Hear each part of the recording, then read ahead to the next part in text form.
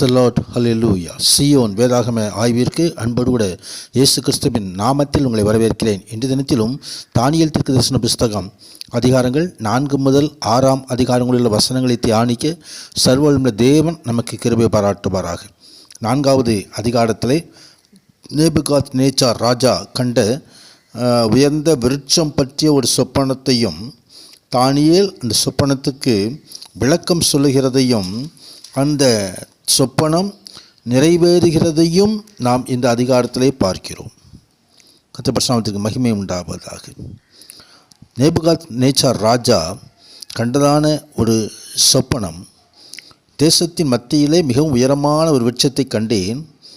அந்த விருட்சம் வளர்ந்து பழுத்து தேசத்தின் எல்லை பரியந்தம் காணப்படத்தக்கதாக அது உயரம் வானப்பரியந்தம் எட்டினது. அதன் இலைகள் நேர்த்தியும் கனி மிகுதியுமாயிருந்தது. எல்லா ஜீவனுக்கும் அதன் ஆகாரம் உண்டாயிருந்தது. அதன் கீழே வெளியின் மிருகங்கள் நிழலுக்கு ஒதுங்கினது. அதன் கொப்புகளின் ஆகாயத்து பட்சிகள் தாவரித்து சகல பிராணிகளும் அதனால் போஷிக்கப்பட்டது. இதை பார்த்து கொண்டிருக்கும் பொழுதே வானத்திலிருந்து ஒரு பரிசுத்தவான் இறங்கி வந்து, இந்த விருட்சத்தை வெட்டி இதன் கொப்புகளை தரித்து போடுங்கள், இதன் இலைகளை உதிர்த்து இதன் கனிகளை சிதறடியுங்கள், இதன் கீழுள்ள மிருகங்கள் இதன் கொப்புகளிலுள்ள பட்சிகளும் போய்விடட்டும் என்று சொல்லுகிறதை குறித்து பார்க்கிறோம்.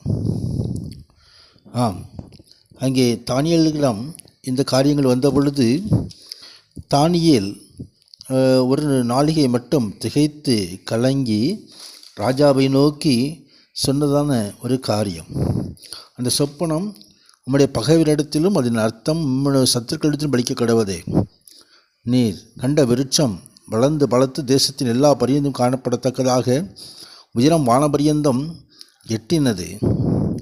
அது அவருடைய ராஜ்யத்தை குறிக்கிறது. அதன் மகத்துவம் பெருகி வானபரியந்தம் கர்த்தத்துவம் பூமியின் எல்லையெங்கும் எட்டி இருக்கிறது.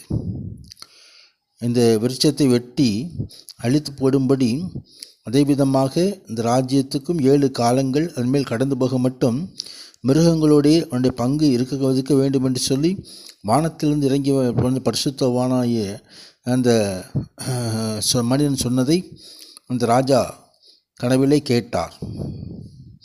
அதே விதமாக ராஜாவாகிய அவர் நேபுகாத்நேச்சார் உன்னதமானுடைய தீர்மானத்தின்படி மனுஷரிலிருந்து தள்ளவிடப்பட்டு வெளியின் மிருகங்களோடே சஞ்சரிக்கும்படியாக நேரிடும். மாடுகளைப் போல புல்லை மேய்ந்து ஆகாயத்து பணியில் நினைய வேண்டிய காரியங்கள் வரும் என்பதை தானியேல் அங்கே விளக்கம் கொடுத்தார். அது 12 மாதம் சென்ற பின்பு ராஜா பாபிலோன் அரண்மனையிலே உலாவிக் கொண்டிருந்த பொழுது, இது எனது வல்லமையின் பராக்கிரமத்தினால் என் மகிமை பிரதாபத்துக்கென்று ராஜ்யத்துக்கென்று அரண்மனையாக நான் கட்டின மகாபாபிலின் அல்லவா என்று சொல்லி பெருமையோடு சொல்லும் பொழுதே அங்கே அந்த ராஜா தள்ளப்பட்டு மாடை போல புல் மேய்க்க வேண்டிய ஒரு நிலைமைக்கு தள்ளப்பட்டு விட்டார். பரிதாபமான ஒரு தோற்றத்தை உடையவராய் அங்கே நேபுகாத்நேச்சார் அப்படிப்பட்ட ஒரு சூழ்நிலைக்கு போய்விட்டார். ஆனால் தானியேல் சொன்ன அந்த நாட்கள் சென்ற பின்பு நேபுகாத்நேச்சாருக்கு கண்களை வானத்துக்கு நேர் எடுத்த பொழுது புத்தி வந்தது. உன்னதமானவரை ஸ்தோத்தரித்து என்னென்றைக்கும் ஜீவிக்கிறவரை புகழ்ந்து மகிமைப்படுத்தி அந்த ராஜா மீண்டுமாய் பழைய நிலைமைக்கு திரும்புகிறதை இந்த பகுதி சுட்டி காட்டுகிறது. ஆக நேபுகாத்நேச்சாராகிய நான் பரலோக ராஜாவை புகழ்ந்து உயர்த்தி மகிமைப்படுத்துகிறேன். அப்படி கிரியைகளெல்லாம் சத்தியமும் அப்படி வழிகளெல்லாம் நியாயமுமானவைகள், அகந்தையாய் நடக்கிறவர்கள் எவரும் தாழ்த்தப்படுவார்கள் என்று சொல்லி இங்கே ராஜா அந்த காரியத்தை வெளிப்படுத்துகிறதை பார்க்கிறோம். தொடர்ந்து 5வது அதிகாரத்திலே பெல்சாத்சார் என்ன சொல்லி ராஜாவுடைய காரியத்தை குறித்து அங்கே எழுதப்பட்டிருக்கிறது. தன் பிரபுக்களில் 1000 பேருக்கு ஒரு பெரிய விருந்து செய்து அங்கே திராட்சை ரசம் குடித்து கொண்டிருந்த பொழுது எருசலேம் தேவாலயத்திலிருந்து கொண்டு வந்த பொன் வெள்ளி பாத்திரங்களையும் கொண்டு வந்து அதை குடிக்கும்படியாக அங்கே அந்த ராஜா செய்த காரியம் தேவனுடைய கோபாக்கினையை கொண்டு வந்து விட்டது. அங்கே பொற்பாத்திரங்களெல்லாம் கொண்டு வந்து அங்கே எல்லோரும் அதை குடித்து கொண்டிருக்கும்போது தேவர்களெல்லாம் புகுந்தார்கள். விக்கிரகத்தை தேவர்களெல்லாம் புகழ்ந்து கொண்டிருந்தார்கள். அந்த நேரத்தில் மனுஷ கைவிரல் தோன்றி விளக்குக்கு எதிராக ராஜ அரண்மனையின் சாந்து பூசப்பட்ட சுவரிலே மெனே மெனே தெக்கேல் உப்பார்சீன் என்று எழுதினது. ராஜாவுக்கு மிகுந்த பயம். அவனை கலங்க பண்ணினது. இடுப்பின் கட்டுகள் தளர்ந்தது. முழங்கால்கள் ஒன்றோடொன்று மோதிக்கொண்டது. ராஜா அந்த அர்த்தத்தை அறிவதற்கு எத்தனையோ ஜோசியர்கள் மற்ற எல்லோரையும் கூப்பிட்டு முயற்சி செய்தும் அது அர்த்தத்தை விளங்க முடியவில்லை.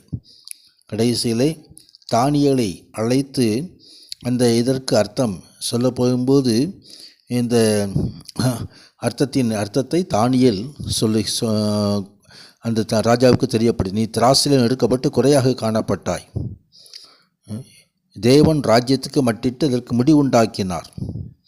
உன் ராஜ்யம் பிரிக்கப்பட்டு மேதியருக்கும் பெர்சியருக்கும் கொடுக்கப்பட்டது என்று சொல்லி அங்கே சொன்ன தானியேலுக்கு அங்கே கழுத்திலே சரப்பணியை தரிப்பிக்கவும் ராஜ்யத்தில் 3ஆம் அதிகாரம் என்று அவனை குறித்து சொல்லவும் கட்டளையிட்டான். அங்கே அந்த ராத்திரியிலே கல்தேரியின் ராஜாவாகிய பெல்சாசார் கொலை செய்யப்பட்டான். மேதியனாகி தரியு 62ஆம் வயதிலே இந்த ராஜ்யத்தை கட்டி அவன் ஆளுகைக்கு வந்தான். தொடர்ந்து 6வது அதிகாரத்திலே இந்த தானியேல் உயர்த்தப்பட்டபடினால் பொறாமை கொண்டு அநேகர் ராஜாவினுக்கு கட்டளையின்படி சிங்கக்குகையில் போடும்படி செய்தார். ஆனாலும் தேவனான கர்த்தர் சிங்கக்குகையிலிருந்து காப்பாற்றினார். ஒரு சேதம் வராதபடிக்கு சர்வவல்லவர் கூடையும் தப்புவிக்க பண்ணினார். எனவே அங்கு சிங்கக்குகையில் போடப்பட்ட எல்லாரையும் அந்த சிங்கத்துக்கு இரையாக போகும்படியான காரியம் வந்தது. ஆண்டவராகிய தேவன் தானியேலை காப்பாற்றினது மாத்திரமல்ல, தானியேல் காரியம் ஜெயமாக இருந்து மகிமையான ஆசீர்வாதங்களை அருளி செய்கிறதை பார்க்கிறோம். அருமையான நாளிலும் கர்த்தருடைய சமூகத்திலே ஒரு தானியேலைப் போல ஜெபத்தில் நிலைத்திருப்போம். உன்னதனான தேவன் மகிமையான காரியங்களை செய்து வருவார்கள். ஆமீன், ஆமீன்.